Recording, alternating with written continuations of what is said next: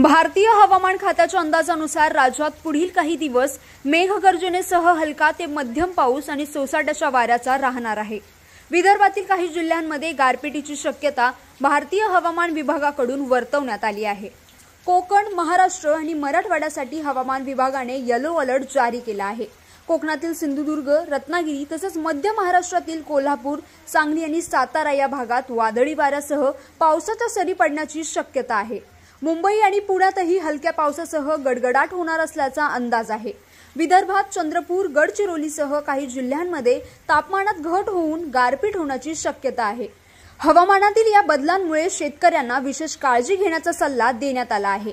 विदर्भात गारपिटीमुळे रब्बी हंगामातील पिकांचे नुकसान होण्याची भीती आहे, तर कोकण आणि पश्चिम महाराष्ट्रात पावसामुळे कापणीला आलेल्या पिकांना धोका निर्माण होऊ शकतो। शेतकऱ्यांनी शक्यतो पिके झाकण्याचा प्रयत्न करावा आणि कापणी केलेल्या मालाची सुरक्षित ठिकाणी साठवणूक करावी असे कृषी विभागाने सुचवले आहे।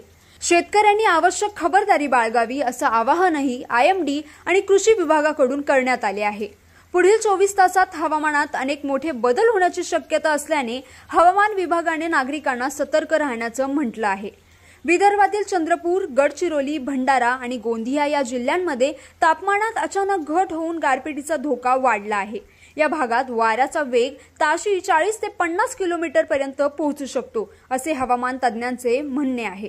तसेच मुंबई आणि ठाणे या महानगरांमध्ये ढगाळ वातावरण राहील आणि सकाळी किंवा दुपारी हलका पाऊस पडण्याची शक्यता आहे।